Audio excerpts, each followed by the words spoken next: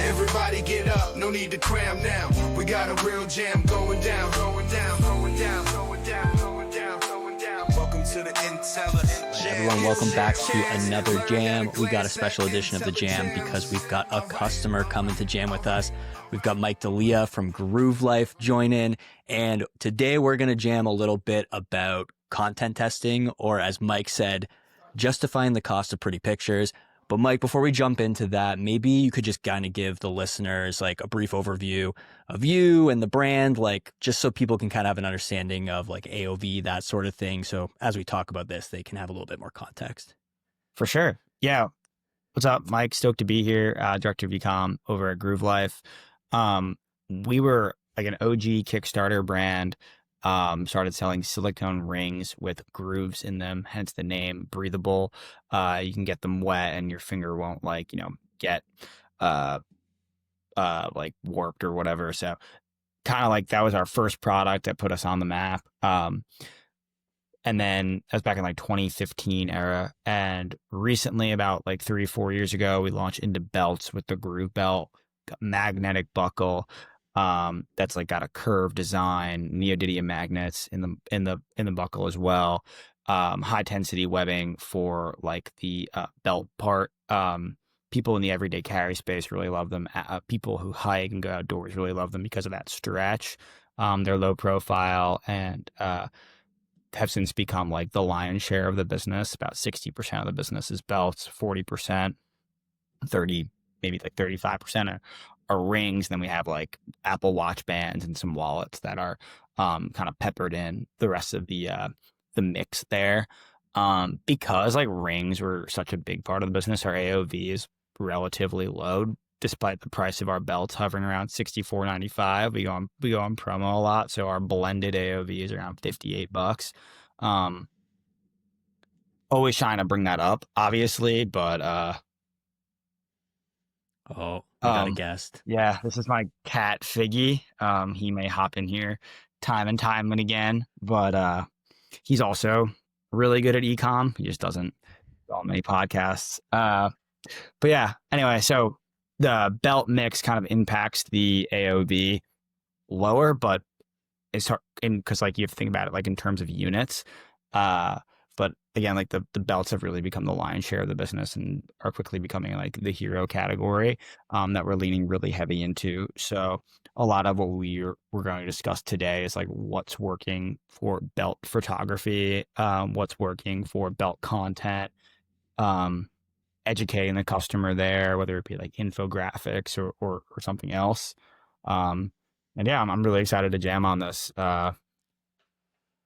Cool. Let's go from there. So in summary, belts, rings, and some other accessories, 60% belts, 35% rings, 5% some of the other. Got a blended AOV of around 58. But again, a lot of what we're going to jam on today is probably more belt focused. So like, hey, if you're listening, that's the product area that we're gonna go deeper on. So you talked about a few things there in your intro, like, hey, infographics, lifestyle shoots, that sort of thing. So one thing that I know you're using IntelliJAMS for is to kind of like test across that content. But before we even get into like the testing, maybe what have you seen work so far from like a content or like a visual perspective?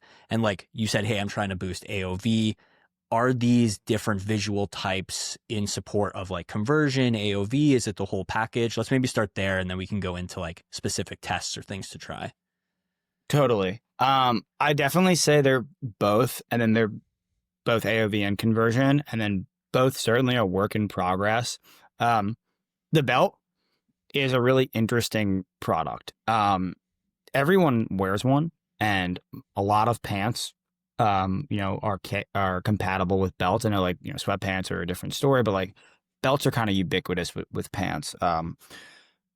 The belt itself though is kind of like unsung.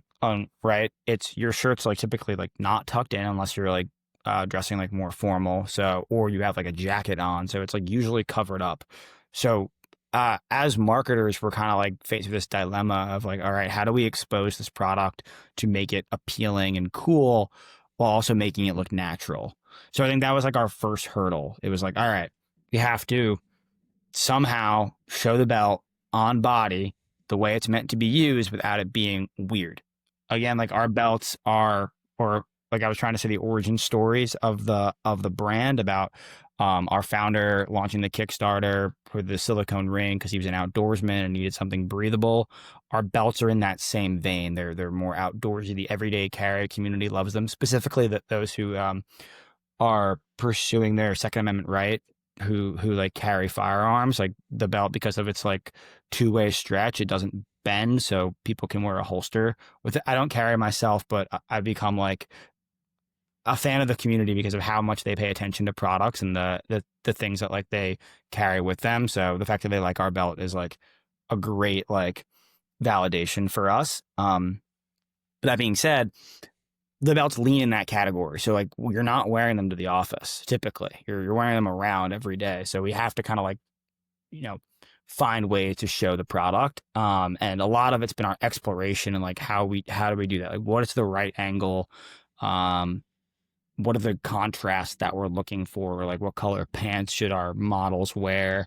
What kind of tuck do we go for? The French tuck, which is like kind of like your t-shirt's half in your pants, or do we do like just tuck in your t-shirt, kind of make it look clean? The one unlock I'd say there was golf.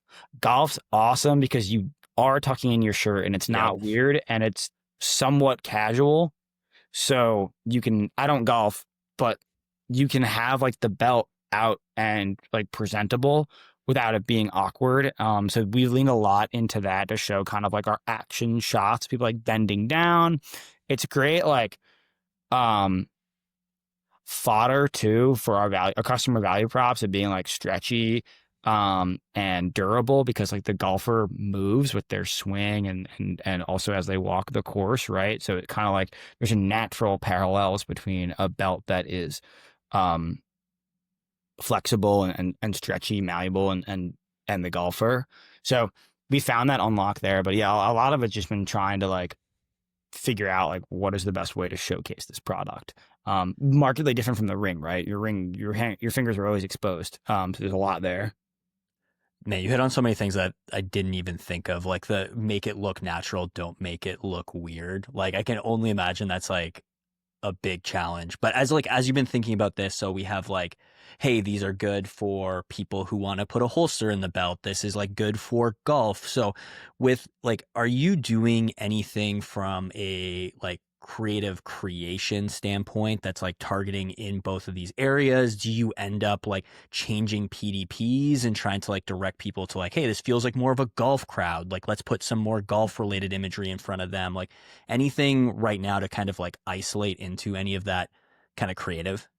Yeah.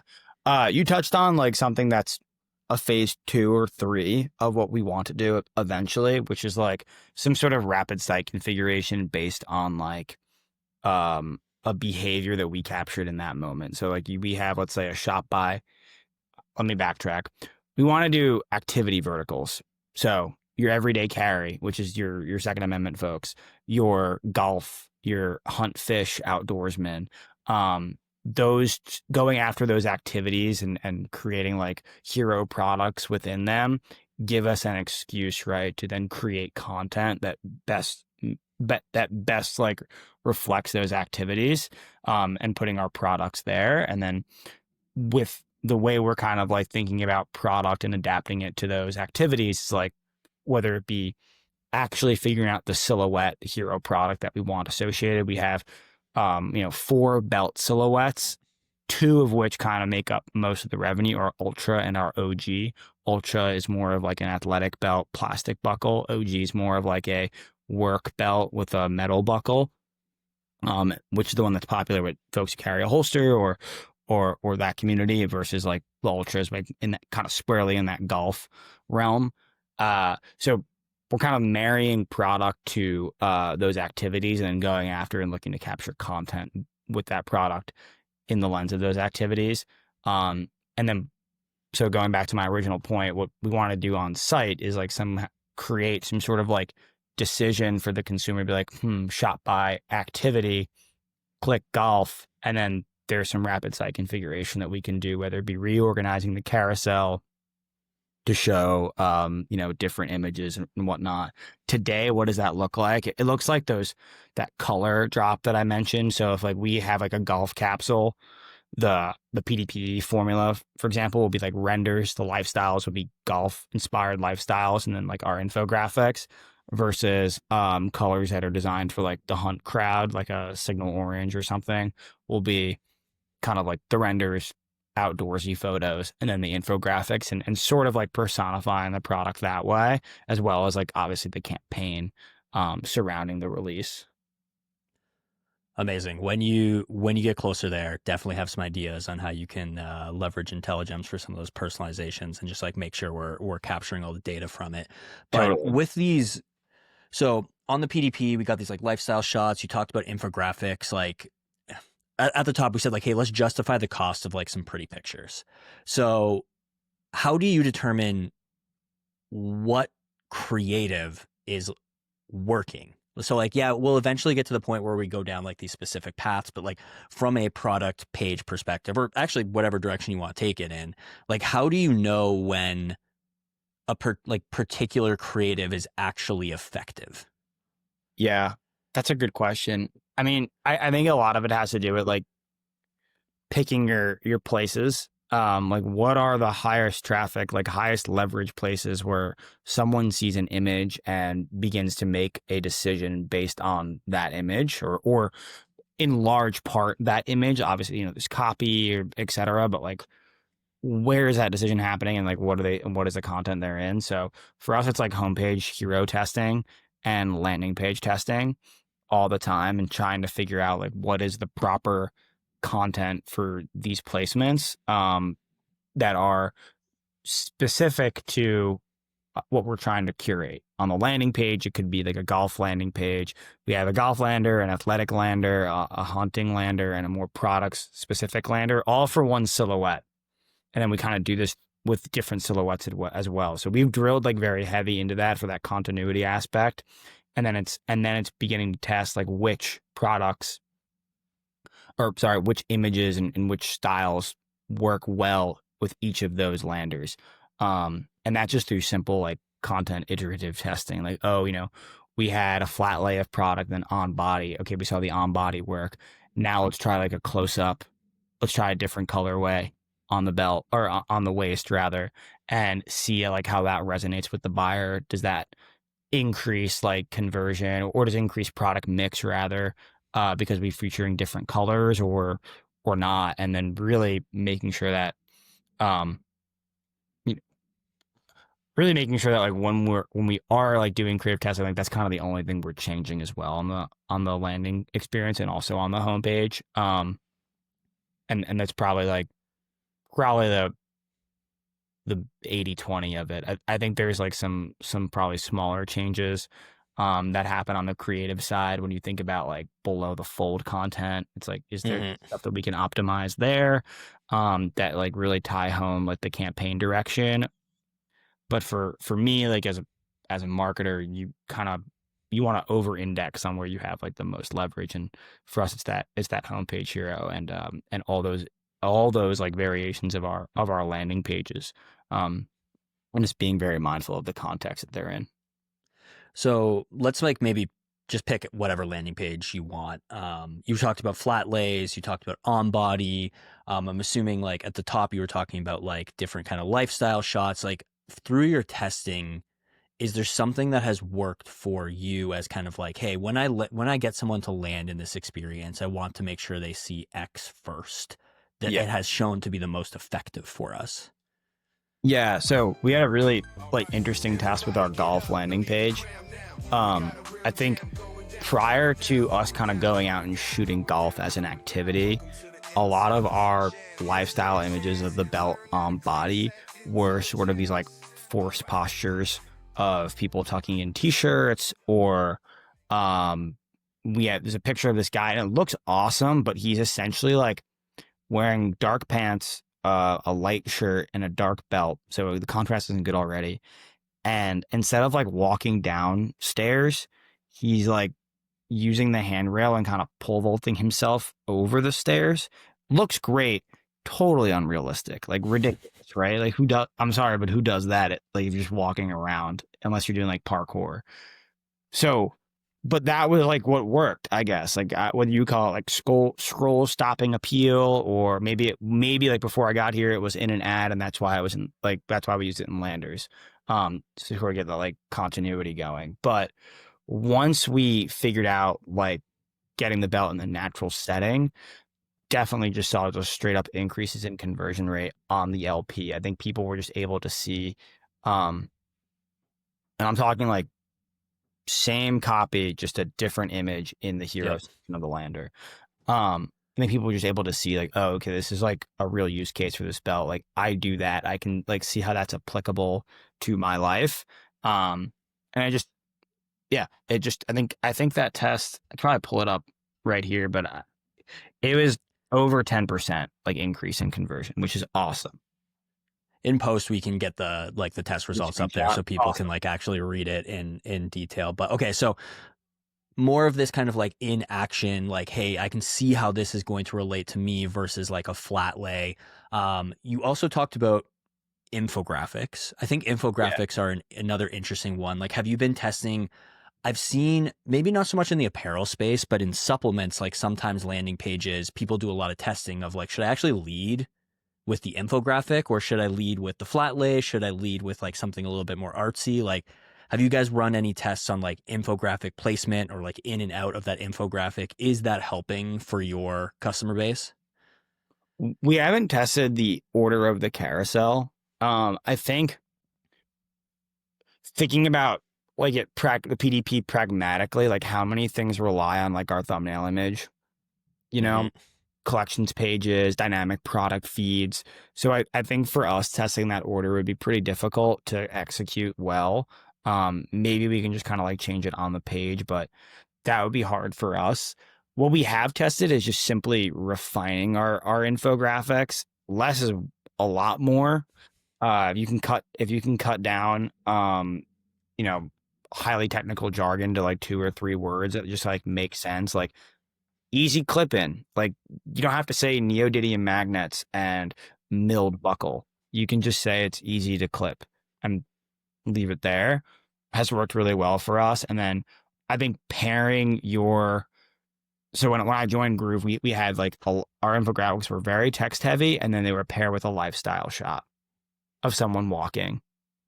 And, you know, if you know anything about the body, the belt is very small in comparison to the body. So like you can't really tell what the product is. So I think when I came in and we up leveled our infographics, the first thing was like we had to make the text less and then bigger for it to be legible, and then just pair it with like a really clear product shot, like an in-studio product shot that was married.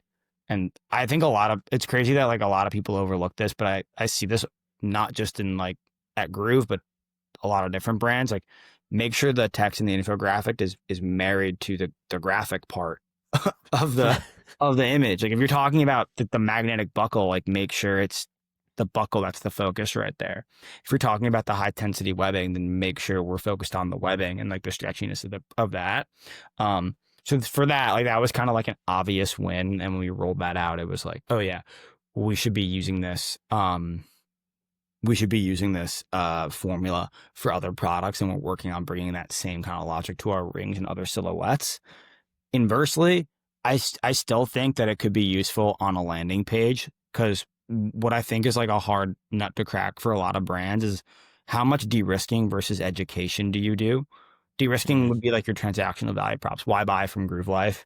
You know, Groove guarantee, free returns, assembled in the USA, versus why buy the product? You know, high intensity webbing, magnetic buckle, stretchy, like all this stuff.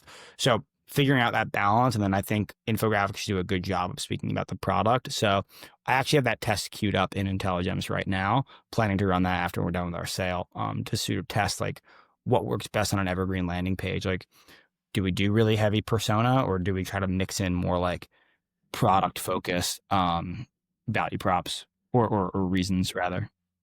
That's amazing. And if that somehow is done before we release this episode, we'll make sure to get that in here, and like we'll maybe link to it at a later time. But all right, Mike, I know we're almost up against time here. Maybe last question. So we talked at the top of this, so like, hey, justify the cost of pretty pictures. I think that's one thing that, like, hey, if you're a D2C operator, if you're in marketing and direct to consumer, I want to schedule a photo shoot. I want to invest money in creative. How do you justify, like, are you able to justify that with data? So like, as you're doing these tests, like, how would you kind of tell your counterpart somewhere else, like, yo, you can actually prove that this is worth the investment? Yeah. I mean, for us, think about the logistics of like going to the golf course, right? Like getting models, going to a golf course with golf stuff so it doesn't look fake, and then shooting the belt like on location is way different than that shot I talked about, the guy jumping over the stairs, which like might be the photographer's buddy. And then Yep. just went outside in the city. So it's a lot of coordination, and it is definitely like more expensive. For us, I think the proof is in the pudding when I talk about like the lip sync conversion that we saw on like our highest leverage pages, whether it be like our literal homepage hero when we launched it, lifestyle on the course versus a laydown for the homepage, and then on the lander, that practical like realistic use case. I think it spoke volumes for the product. And then I'd also say that like you owe it to yourself as a marketer to try to get in the room when they're planning the shoot and be your self advocate for the content that you want to receive. While yeah, like ultimately like it is persona driven, like the golf content that we got, people wear belts on the golf course, and in the right context, like that's an evergreen photo that you can Yep. use. And I think that is like practical for your product and realistic. And I think that that's the mind that you have to go into it as well, is that like when you capture these images, it's not like you just use them once and throw them away. It's trying to impart on the photographer and either your contractor, or if you have an in-house team, like what the goal is when you get there. Like, this is expensive, we're sending you somewhere cool, make sure that we get the cool stuff, especially as the marketer in their room, not going on somewhere cool. Like you want to like, yeah, you want to make sure you're getting your money's worth, for lack of better terms. So if you're listening to this as like you're putting these shoots together, like I guess if that's happening, take some of these tests like that you've run the creative tests on, like show people what's happening. Hey, these are the types of visual that are leading to higher conversion. These are the types of visuals that are leading to higher AOV. So people have like a reference point, like, hey, when we go to this shoot, I'm looking for X, Y, and Z because I know these are the most effective. Let's make sure we get some of those. And if you're trying to go maybe get the first shoot done, like if you're a smaller brand and you like only have flat lays and like, I don't know, maybe your first test is like build something, like do something with AI and like try to have like some sort of lifestyle just to like test something and like see if there's something here. So you have like a precursor to be like, let's go try to make an investment here because I at least have signal that this could be a good idea. Totally. Yeah. I think that's like what spurred that originally. It was like, okay, we know the people wearing the belts like do better objectively, because like they, at least there's like some sort of like, that's a human, they're wearing a belt, that could be me. The next phase of that was like, all right, having that kind of baseline, like how do we make this like more realistic and just like level it up? Whether it be like experimenting with like the angle, like down or up on the buckle and things of that nature. Yeah, it was only doing something like that was only justifiable because we had some like early learnings that like on body is the way to go, the way to showcase our product. And then we got better and better. I mean, like the first ones were like really wide angle. We had to crop all the way in. Just now we're getting to the point where like we're discussing camera angle up or down the buckle because we kind of nailed the aspect ratio. And it feels good to get there. So yeah, definitely come armed with data. And then you definitely need some sort of like, I would say the way to justify like to your CMO or your CFO if you're doing a shoot is like, you need to have some sort of like conceited effort beforehand as opposed like to blind faith. Yeah. When you have some form of data to show here, it's like, hey, I have signal that this is going to be a good idea instead of like, yo, trust me, bro, it's going to be sick. It's a little easier on the former than on the latter. All right, Mike, if the people want to stay in touch with you, Twitter, LinkedIn, newsletters, anything that you want to pump to let people follow along with you? LinkedIn, I'm probably most active there. I'm kind of not too active on Twitter, But yeah, hit me up on LinkedIn, Mike De Lia, Groove Life. I'll pop right up. And then, yeah, we make the best belts in the world. I do have to say, the buckle is a game changer. Once you kind of like lock in on your size, you'll never have to adjust it again. And they're really comfortable. So come on over to groovelife.com and grab yourself a belt. We'll get Mike's LinkedIn in the show notes here so you can easily find it, and go check out Groove Life for your next belt as well. Mike, this was amazing. Thanks for coming to jam with us. Yeah, thank you.